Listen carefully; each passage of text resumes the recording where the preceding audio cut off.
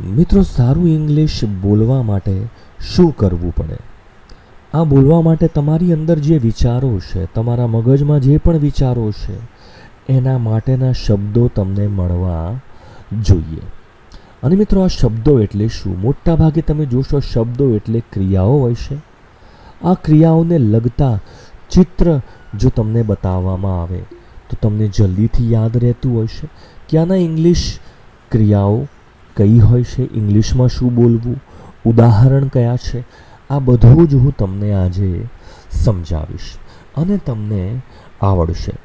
મિત્રો, આ વિડીયો બનાવતા 3 કલાકથી પણ વધારે સમય મને લાગ્યો છે, તો તમને ચોક્કસથી આ ગમશે અને લાઈક ચોક્કસથી આને કરી લેશો. તો સૌથી પહેલાં, જેમ કે એક ગુજરાતી ક્રિયા છે, કંઈક પેક કરવું. મિત્રો, આને લખી લેશો.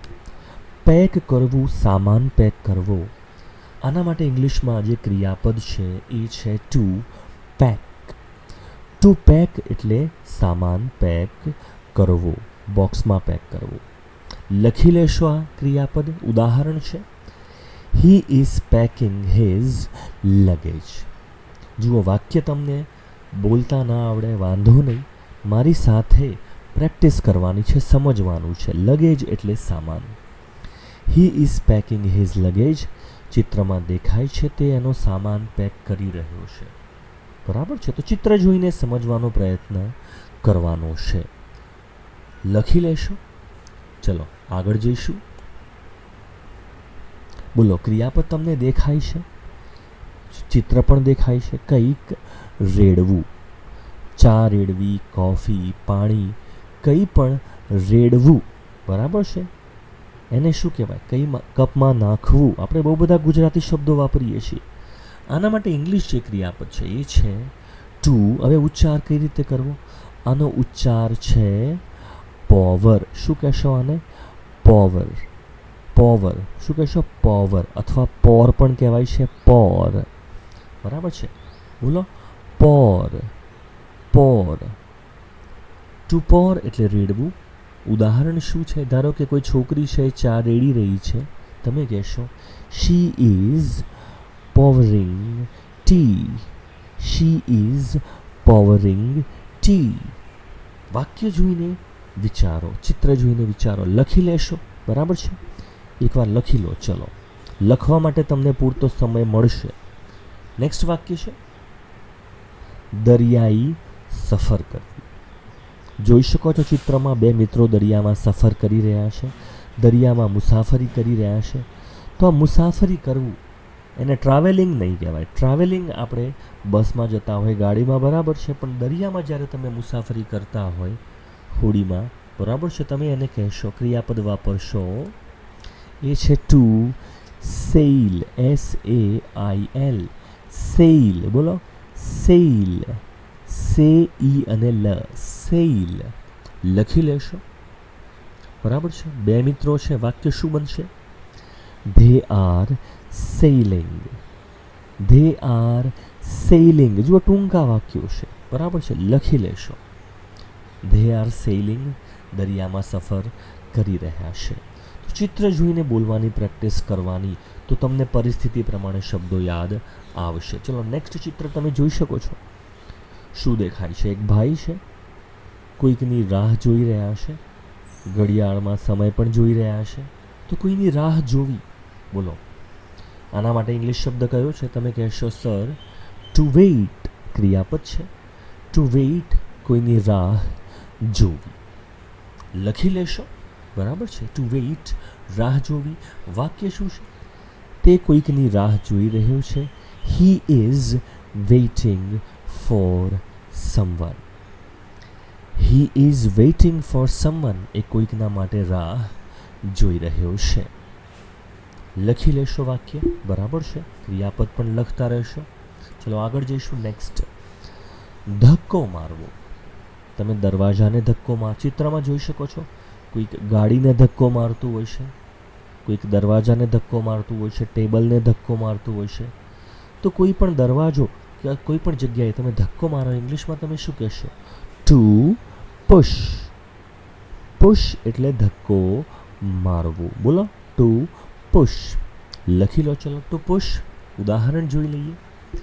હી is pushing the car. He is pushing the car. એ કારને ધક્કો મારી રહ્યો છે. લખી લેશો મિત્રો. જોઈ શકો છો આ વિડીયોમાં ખૂબ જ મહેનત કરીને બનાવ્યો છે. મિત્રો લાઈક ચોક્કસથી કરશો અને કમેન્ટ કરશો કે આમાં હજુ કંઈક સારું કરવું હોય તો શું કરી શકાય.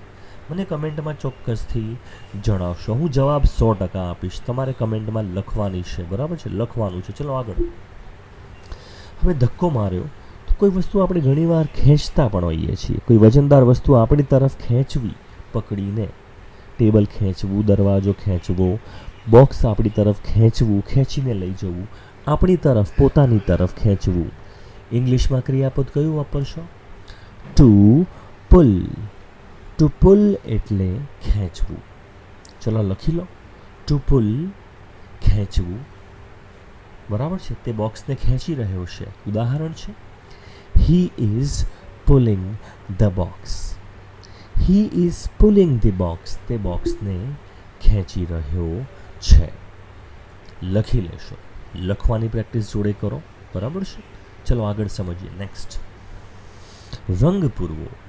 આ તો ઘણાને શોખ હોય છે, તમને પણ શોખ હશે. નાના બાળકોને ખૂબ જ રંગ પૂરવાનું ખૂબ ગમતું હોય છે. તો કોઈ પણ વસ્તુમાં રંગ પૂરવો, બરાબર છે. રંગ પૂરવા માટે જે ક્રિયાપદ છે એ છે ટુ પેઇન્ટ. ટુ પેઇન્ટ એટલે રંગ પૂરવો. દિવાલને કલર કરવો, ઘરને કલર કરવો, કોઈ પણ વસ્તુને કલર કરવો, પેઇન્ટ વપરાય છે. વાક્ય તમે જોઈ શકો છો. સિમ્પલ, સાદું વાક્ય છે. He is painting. He is painting. તે ચિત્ર દોરી રહ્યો છે. He is painting. લખી લેશો. નેક્સ્ટ વાક્ય, કોઈ પણ વસ્તુને ચિપકાવવી. ગુંદરથી તમે કોઈ પણ વસ્તુને ચિપકાવો, અથવા તમારી જોડે સ્ટીકર છે, એને તમારે કોઈ જગ્યાએ ચિપકાવવું છે, ચોંટાડવું છે, તો એના માટે ઇંગ્લિશમાં ક્રિયાપદ કયું છે મિત્રો? ઇંગ્લિશમાં ક્રિયાપદ છે ટુ પેસ્ટ. ટુ પેસ્ટ એટલે ચિપકાવવું, બરાબર છે. જો કોઈ પણ વસ્તુની લુગદી હોય, જે ક્રીમ જેવું હોય, એને પણ પેસ્ટ કહેવાતી હોય છે. આપણે જે બ્રશ કરીએ છીએ એને પણ ટ્યુબને ટૂથપેસ્ટ કહેવાતી હોય છે. તો પેસ્ટ એ વસ્તુ માટે પણ વપરાતું હોય છે, ચિપકાવવા માટે પણ વપરાય છે. He is pasting the sticker. એ સ્ટીકરને લગાવી રહ્યો છે. He is pasting the sticker. એવું વાક્ય બનશે. લખી લેશો, બરાબર. ચલો આગળ જઈશું. હવે જુઓ, કોઈ વસ્તુ નીચે પડેલી છે, એને ઉપાડવી. અથવા તો બગીચામાં ગયા છો, ત્યાં છોડ ઉપરથી ફૂલ તમારે ચૂંટવા છે. અથવા તો ધારો કે કોઈ ફળ છે, એ ફળ તમે વૃક્ષ ઉપરથી લો છો, બરાબર છે. વૃક્ષ ઉપરથી એ ફળને તમે ચૂંટો છો અથવા ઉતારો છો. એના માટે કયો શબ્દ વપરાશે? બરાબર છે. ઉદાહરણ તરીકે એનું ક્રિયાપદ શું છે? To pick. ટુ પિક એટલે ઉપાડવું, જમીન પરથી, નીચેથી ઉપાડવું. ઝાડ પરથી કોઈ ફળ છે એ લેવું, કોઈ છોડ છે એના પરથી તમારે ફૂલ ચૂંટવા છે. બધા માટે આ ક્રિયાપદ વપરાય છે ટુ પિક. વાક્ય, he is picking an orange.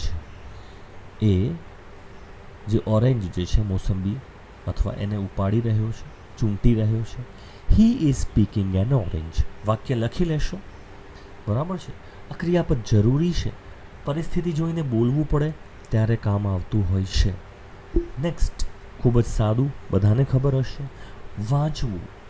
પુસ્તક વાંચવું, મેગેઝિન વાંચવું, કોઈ પણ વસ્તુ વાંચવું. ક્રિયાપદ છે ટુ રીડ. ટુ રીડ એટલે વાંચવું. ઉદાહરણ છે he is reading a book. He is reading a book. તે આ પુસ્તક વાંચી રહ્યો છે. મિત્રો, આ વિડીયોમાં હજુ બીજું શું કરી શકાય એ આપ મને કમેન્ટમાં ચોક્કસથી જણાવશો. શું વધારે કરીએ તો તમને શીખવાની મજા આવે? લખતા રહેજો ચોક્કસથી. ચલો આગળ છે સીવવું. ખાસ સીવવું, બરાબર છે. સિલાઈ કામ કરવું, કપડાં ફાટી ગયા છે, સાંધવા, એ રીતે સીવવું. તો સીવવું આના માટે ઇંગ્લિશમાં કયો શબ્દ છે મિત્રો બોલો?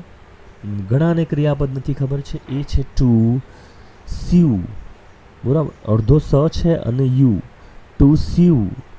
સીવ એટલે સીવવું, બરાબર છે. ટુ સૂ. ચલો આગળ છે. He is sewing clothes. એ કપડાં સીવી રહ્યો છે. He is sewing the clothes. He is sewing clothes. બોલો, હી ઇઝ સ્યુઇંગ ક્લોથ્સ. લખી લેશો, બરાબર છે, લખી લેશો. ચલો આગળ. છોડ ઉગાડવો અથવા છોડ વાવવો. નાનો જે છોડ છે એને શું કહેવાય છે ઇંગ્લિશમાં? એને પ્લાન્ટ કહેવાય છે. પ્લાન્ટ. તો એના પરથી જે ક્રિયાપદ છે એ છે ટુ પ્લાન્ટ. ટુ પ્લાન્ટ એટલે વાવવું અથવા તો ઉગાડવું. લખી લેશો, બરાબર. વાક્ય પણ બનશે. He is planting. He is planting. એ છોડ વાવી રહ્યો છે. He is planting. એ રીતનું વાક્ય બનશે. લખી લેશો, બરાબર છે. ચલો આગળ. નેક્સ્ટ.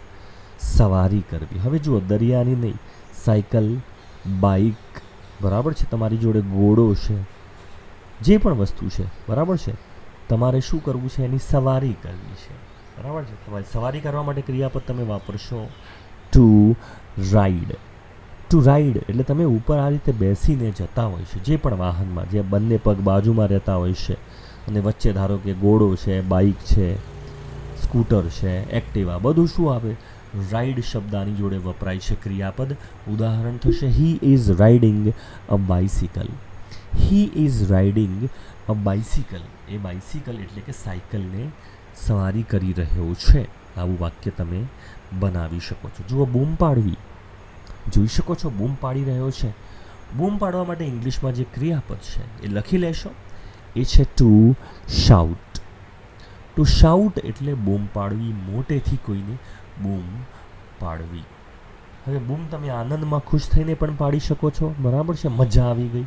અથવા દુઃખમાં પણ તમે જોરથી બૂમ પાડી શકો છો, કંઈ વાગ્યું હોય તો. એ અર્થમાં વાક્ય બનતું હોય છે. ઉદાહરણ તરીકે ખુશીથી એ બૂમ પાડે છે. હી ઇઝ શાઉટિંગ ઇન જોય. જુઓ, જોય છે એટલે ખુશીથી એ બૂમ પાડી રહ્યો છે, ખુશીથી ચિલ્લાઈ રહ્યો છે. હી ઇઝ શાઉટિંગ ઇન જોય. આ રીતનું વાક્ય બનતું હોય છે. જુઓ, વાક્યમાં આ વાક્ય તમે પરિસ્થિતિ જોઈ શકો છો.